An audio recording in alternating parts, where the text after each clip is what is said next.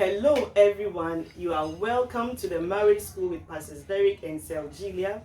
We just want to give you a short video on how to solve or limit arguments in marriage.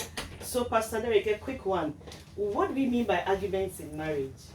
What do you mean by arguments in marriage? By arguments, we mean where there are misunderstandings and the words are being used to express the misunderstanding, usually with expression of anger and dissatisfaction in a way that is unsettling Right. for the marriage or relationship. Okay. So what will be some of the ways we can limit arguments in marriage?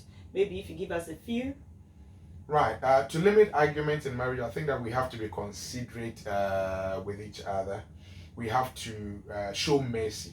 Jesus says, "Blessed are the merciful, for they shall be shown mercy." When we have this principle in the marriage that, okay, I will show my wife mercy, I'll show my husband mercy, and expect that they also show me mercy, and we put ourselves in each other's shoes that, okay, she's made a mistake, but what if I had made that mistake? Would I expect to be spoken to in that same vein? Okay.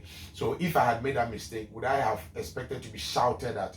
If I don't want to be shouted at, then when my wife makes that mistake, I should think twice, give myself a 2-second this thing and decide, okay, I will not shout. I will talk about it, maybe politely, or possibly not even say anything about it, or just let it pass. Because I was going to ask whether you think that you should be considerate to your spouse because they deserve it, or you just have to be considerate whether they deserve it or not.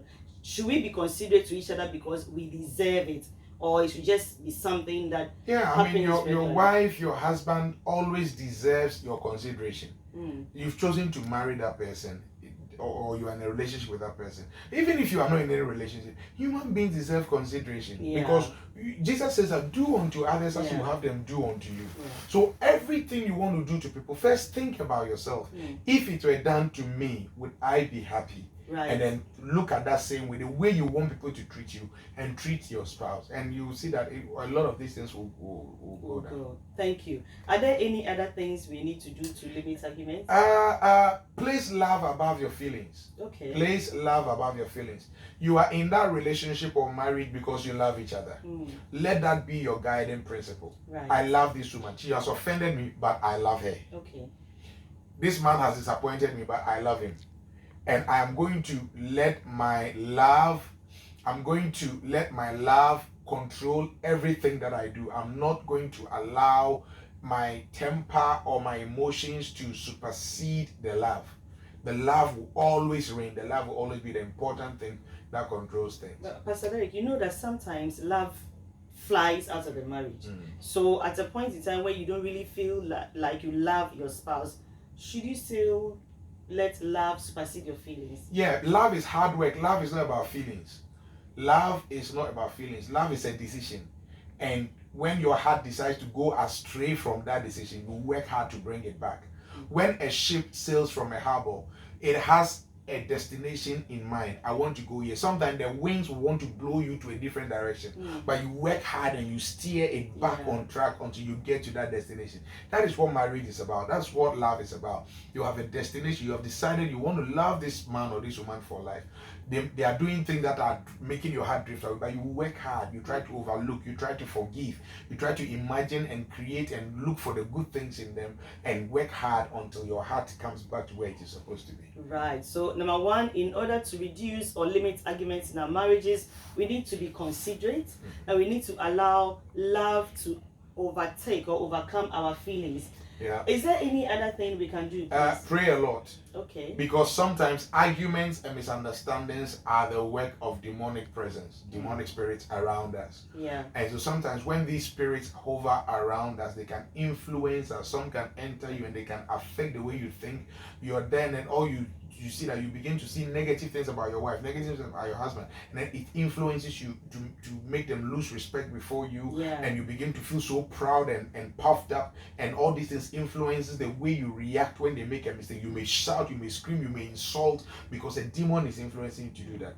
But one thing we've seen by experience and from the scriptures, that the more you pray, the less demons are able to even hang around your house or able to enter you or manipulate your mind, so that you can always have that clarity to to work and talk like God expects you to, instead of being moved to do something bad. So prayer is extremely important, but usually we just somehow tend to reduce prayer when we think that everything is going well. And then we run to God when we think that, okay, there's an issue in my marriage or things are not going well for me. But it has to be a constant thing. Most of the time, people actually resort to prayer when it's very, very late or almost too late. Yes. And then there's prayer should come first. Yeah. Prayer should be leading your life. Yeah. Prayer should be guiding you. Don't wait till you. Trouble should not be the thing that leads you to prayer. Of course, if you are in trouble, pray. But trouble should not be the thing leading you to prayer. You go into prayer so that you are not led into trouble. Jesus said that lead us so that we don't fall into temptation. Yeah. So pray as an individual, pray as a wife, pray as a husband, and pray as a couple. No matter what you do, let prayer all kinds of prayer. Let prayer be in your marriage every time. Whether you are excited, whether you are happy, whatever it is, prayer has to be in the marriage. Do you have one final one to give us? You have to increase in knowledge, because one thing I've seen is that there's a saying that empty barrels make the most noise. Yeah. Ignorance affects the way we react to people's mistakes and our spouse's mistakes. The more you know, the more you understand human behavior, you get to understand that everybody makes mistakes. And it helps you to calm down and know how to react. So acquire a lot of knowledge, especially about marriage, about relationship, about men, about women. Sorry, Pastor Derek, to interrupt you, but that is one thing that is really lacking in our generation. We don't read, we don't acquire knowledge. And even if we are acquiring knowledge, it's not the knowledge that will help us in our various spheres of life. So we would like to acquire knowledge about some celebrities somewhere in some random stuff, instead of acquiring knowledge about the things we need in life. So it's really important, because we don't read anymore. We don't study anymore. The more you read, you get to understand, for example, that when a woman is in her menstrual cycle, for example, her emotions are all over the place.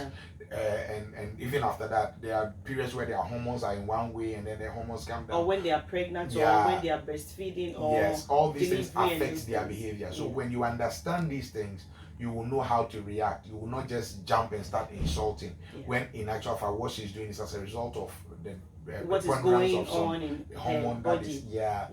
So knowledge helps us to be more considerate and be more understanding.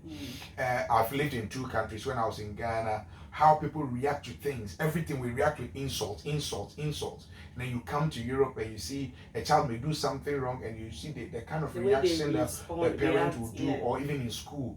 Even in Ghana, a child does anything, they come down 6 strokes, without even giving the child a chance to explain to you why they did that, or that's true. And you come here and the child does that 1, 2, 3, and they say no, this one may even need special needs, and they rather get special help for the person, get some equipment, get various things, and before the child begins to blossom. So knowledge helps us to become more considerate with each other. And finally, maybe I would say that learn to appreciate more than you criticize. When you focus more on the good things of your spouse, it will be harder for you to put them down when they are wrong. Okay, so appreciate more. Always look for the good things. Look for what good they are doing for you. Look for good about the people, and vocalize it. Don't just look and keep it in your head. Keep it in your head, but also say it. Say the good things. So say it to him. Say it to her. Say it even when you are alone. The good things about your spouse. It will help you that when they miss it, it would take a lot more before you lose it and start screaming and start banging things.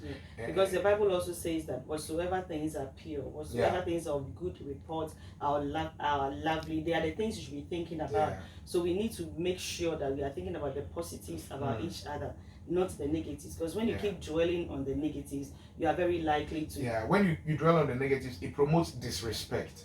When you dwell on the positives, it promotes respect. And respect is key. If we will know how to argue in a civilized way, if we can have misunderstandings and still be smiling whilst we're having a misunderstanding, that is maturity, that is respect. That is respect, and it comes from appreciation. Thank you so much. So I hope you've learned something about how to limit arguments or stop arguments in your marriages.